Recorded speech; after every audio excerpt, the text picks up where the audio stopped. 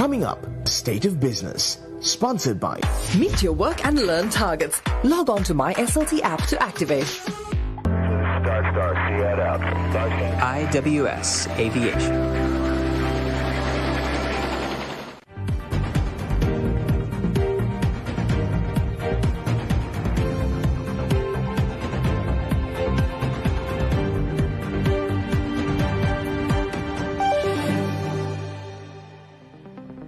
Good evening and welcome to the State of Business on Art Television. I am Chavika Samarasinghe. Let's have a look at the headlines. Global economy suffers following Russia's invasion of Ukraine. Exporters troubled as economy contracts. News in detail. The global economy has been hit by Russia's invasion of Ukraine. Global economic growth stalled in the second quarter of 2022, and indicators in many economies now point to an extended period of subdued growth. The war has pushed up energy and food prices substantially, aggravating inflationary pressures at a time when the cost of living was already rapidly rising around the world. Global growth is projected to slow from 3% in 2022 to 2.25% in 2023, well below the pace foreseen prior to the war.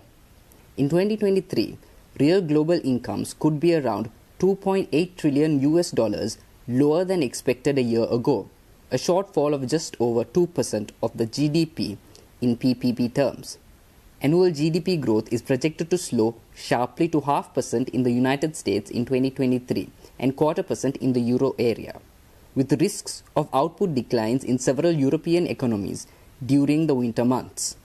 Growth in China is projected to drop 3.2% this year amidst COVID-19 shutdowns and property market weakness, but policy support could help growth recover in 2023. Inflation has become broad-based in many economies.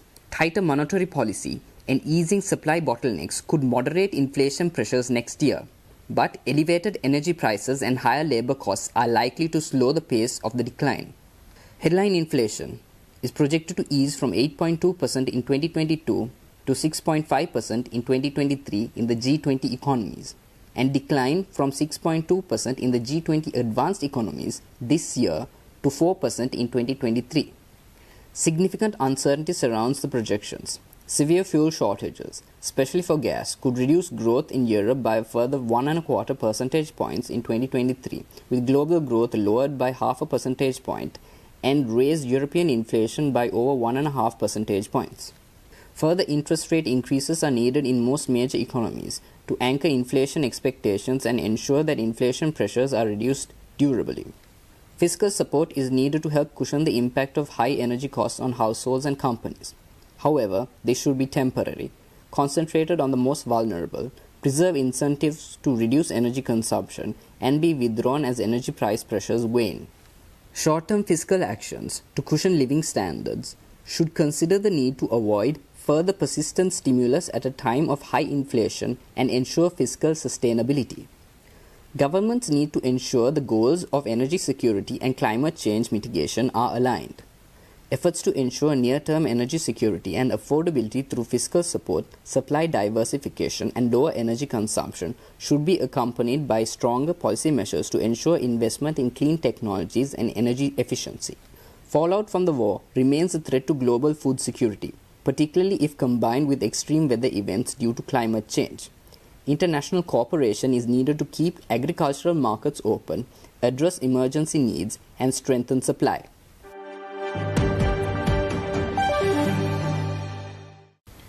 The Asian Development Bank again lowered its forecast for economic growth in developing Asia and the Pacific.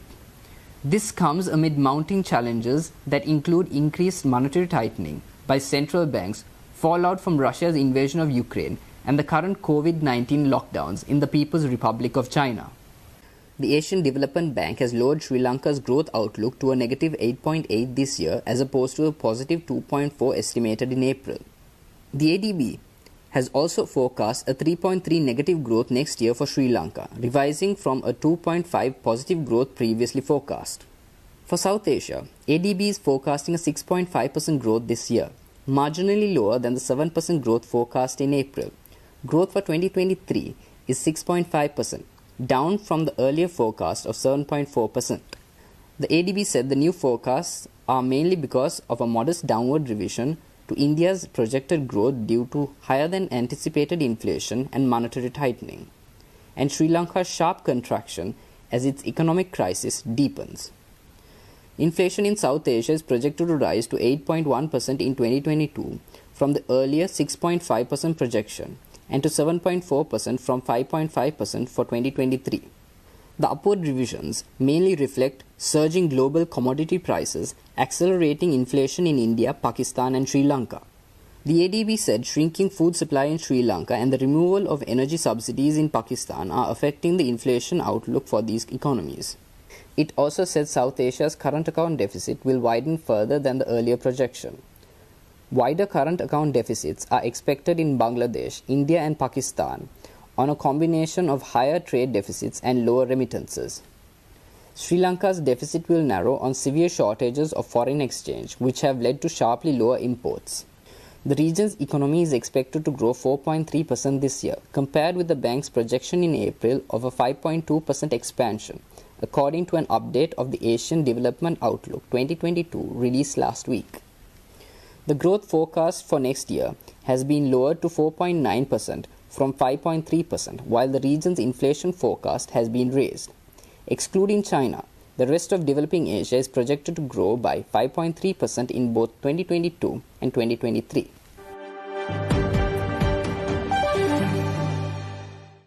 The latest biannual export barometer survey indicates that exporters are increasingly concerned about the implications of the expected contraction of the Sri Lankan economy. Small and medium enterprises are particularly vulnerable to the economic crisis. The third in a series of surveys conducted by the Ceylon Chamber of Commerce and the United States Agency for International Development supported Partnership for Accelerating Results in Trade, National Expenditure and Revenue activity. The survey received responses from 157 exporters of goods and services.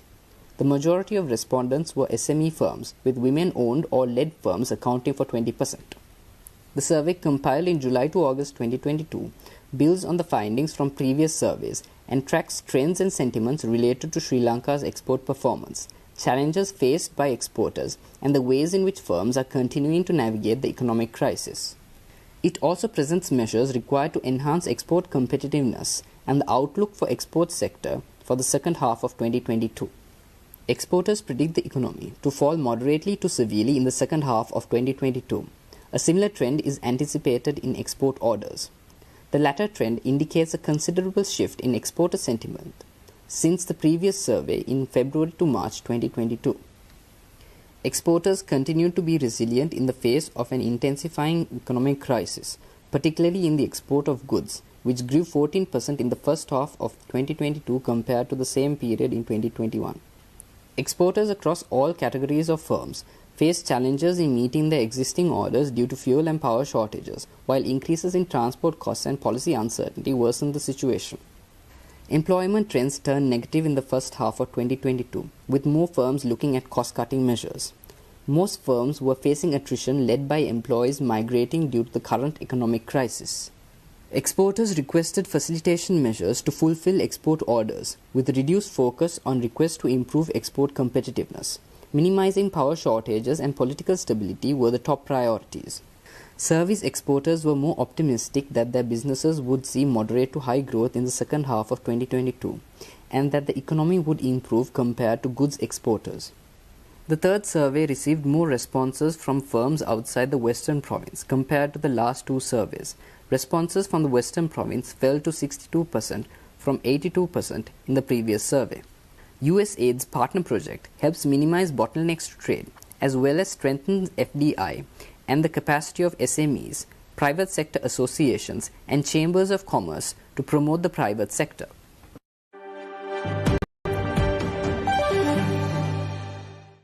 Stay tuned. We will return after this commercial break.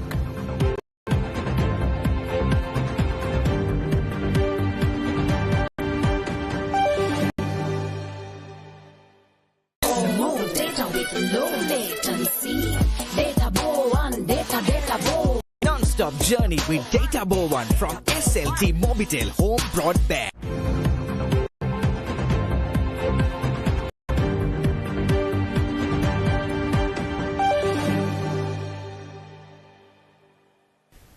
Welcome back. President Ranil Wickremesinghe held discussions with Japan's Foreign Minister Yoshimasa Hayashi this morning in Tokyo. During the meeting, Foreign Minister Hayashi welcomed Sri Lanka's progress with the IMF and expressed his country's willingness to take a leading role in Sri Lanka's creditor talks. President Wickremesinghe expressed regret over the breakdown of relations between Japan and Sri Lanka following the cancellation of several investment projects by the former government. The president stressed that he was keen to restart those projects. The president also indicated that the government was interested in Japan investing in Sri Lanka's renewable energy projects. Japanese Foreign Minister Hayashi explained that Japan had increased its commitment to renewable energy and would be willing to explore future investment opportunities in Sri Lanka. The Foreign Minister also explained that Japan would begin skilled worker examinations in January 2022 for Sri Lankan migrant workers. The President appreciated the support extended by Japan on the international stage and expressed the government's willingness to support both Japan's and India's campaign to become permanent members of the United Nations Security Council. The Foreign Minister welcomed the news, stressing that Asia required greater representation on the world stage. While in Tokyo, President Wickremesinghe also met with the Prime Minister of Singapore, Lee Hsien Loong. During the discussions, President Wickremesinghe informed the Singaporean Prime Minister that an international trade office was being established in the President's office. He also explained that his priority was to bring into effect the free trade agreement with Singapore. Prime Minister Lee Hsien Loong welcomed the news and stated that Singapore was looking forward to investing in Sri Lanka once again. President Wickremesinghe invited the Singaporean Prime Minister to visit Sri Lanka next year when the country celebrates its 75th independence anniversary.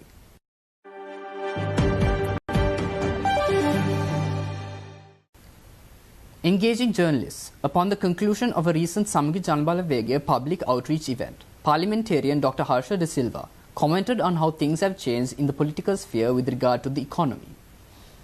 It was highlighted as to how ardent adherents to deviant political ideologies, which have held back the progress of the country, have now been forced to soften their stance.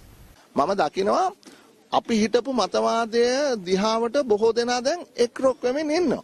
එතකොට දැන් සුනිල් හඳුනතුමා මන්ත්‍රීතුමාත් එක්ක මම කතා කරනකොට මම කිව්වේ සුනිල් අපිට අවශ්‍ය වෙන්නේ මේ රටවටේට තියෙන තාප්ප ටික කඩලා දාලා පාලම් හදලා අපි කියනවා ගෝලීය නිෂ්පාදන ජාල සමග එකතු වෙන්න ඕනේ කියන එක.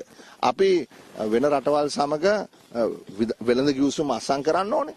අපි ආයෝජන සහ වෙළඳ ප්‍රතිපත්ති වෙනස් කරන්න ඕනේ. දැන් මෙවැනි මතවාදයක නෙමෙයි ජනතා විමුක්ති පෙරමුණ කාලයකට කලින් හිටියේ. නමුත් ඔවුන් මම දකිනවා එන්න අපේ මතවාදයට යම්කිසි නැඹුරුතාවයක් දක්වනවා. එතකොට සුනිල් කිව්වා හර්ෂ මංවත් එක 100%ක් එකඟ වෙන්නේ නැහැ. නමුත් මූලික වශයෙන් අපි එකඟ වෙනවා කියලා. අනිත් එක කිව්වේ සියලුම දේ රජය විසින් සිදු කළ යුතු නැහැ. පෞද්ගලිකාංශය සහ තර්ක කිරීමට රජය සූදානම් විය යුතුයි කියලා. දැන් මේ මතවාදයේ යම්කිසි වෙනසක්. ඒතකොට දැන් කවුද අපේ නාලක කොට හේවා කියන්නේ පොහොට්ටුවේ මම හිතන්නේ ආරම්භක සමාජිකයෙක්. අපේ මතවාදයත් එක්ක 100%ක් වෙන තැනක හිටියේ. අංශක 180ක් වෙන තැනක හිටියේ. හැබැයි දැන් අපේ මතය සම්පූර්ණයෙන්ම පිළිගන්නවා. එතකොට මට පේන්නේ එදා පොහොට්ටුවේ ඔය කණ්ඩායමක් විසින් ඉදිරිපත් කරපු මතවාදය ඔවුන් දැන් ඒක අතහැරලා අපි හිටපු තැනට පැමිණෙමින් ඉන්නවා. ඉතින් ඒක තමයි මම අද අපේ කෝට්ටේ ජනතාවට කිව්වේ අපිට ප්‍රශ්නයක් නැහැ. මේ රට ගොඩ ගන්න ප්‍රතිගාමී අදහස් නැති කණ්ඩායම් ඉන්නවා නම් අපේ මතවාදයත් එක්ක එකතු වෙලා ඉස්සරහට යන්න අපි ඒ ඔක්කොම එකතු කරගමු.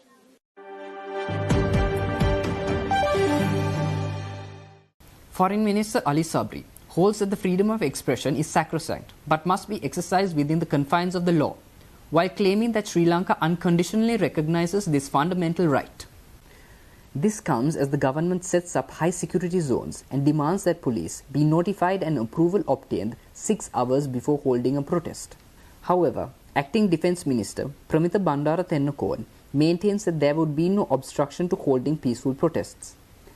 During a Government Information Department press briefing, the Acting Defence Minister stated that no party would be allowed to hold unlawful protests, causing disturbance to the public in an irresponsible manner. The acting defense minister held that the government will act in this regard in a responsible manner and that incidents similar to the recent popular uprising would not be allowed again. He stressed that legal action will be taken against anyone who engages in a similar illegal demonstration. The acting defense minister also emphasized that the government would not allow any unlawful action through legal means. While the high security zones do not prohibit peaceful public movement, he holds that the president declared these zones to guarantee the security of the public. Regardless of the vague and ill-defined nature of what have been termed unlawful protests and illegal demonstrations, it is clear that the government fears the very people it claims to represent. The foreign minister recently announced the position of the current government on the matter of free speech during the 77th session of the General Assembly of the United Nations. Mr. President, we remain cognizant of and acutely sensitive to the events that have taken place in the recent past. The government is extremely sensitive to the socio-economic hardship faced by our people. We are pleased to have reached a staff-level understanding with the IMF. We have put in place measures to protect the vulnerable segment of society and will endeavour to ensure that these economic reforms will have a minimum impact on their lives. Our institutions and society have demonstrated remarkable resilience in the face of very difficult circumstances. We unconditionally recognize the fact that one has the fundamental right to freedom of expression, which we all treat as sacrosanct. However, we also be appreciated that this freedom must be within the constitutional order and must be exercised having regard to one's fundamental duty to express oneself within the confines of the law.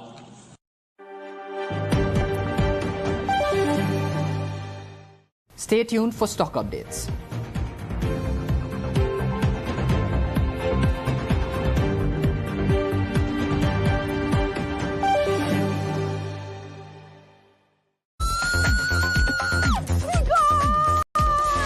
On the road with our travel superheroes. My mission is clear. Lukas Stege and Nick Fröhlich explore Germany. They dive in and they check everything out. There's a lot going on in there. Germany tried and tested. Check in on DW.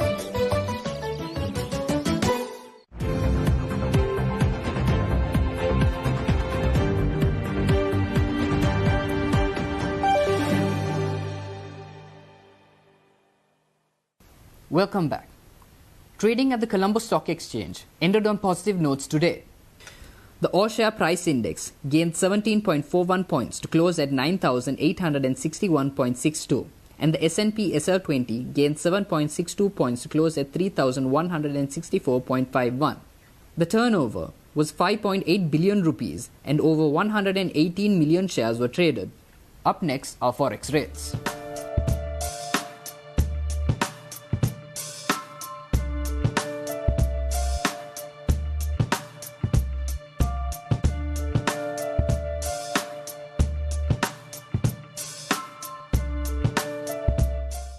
That's all our news for today. Take care and good night.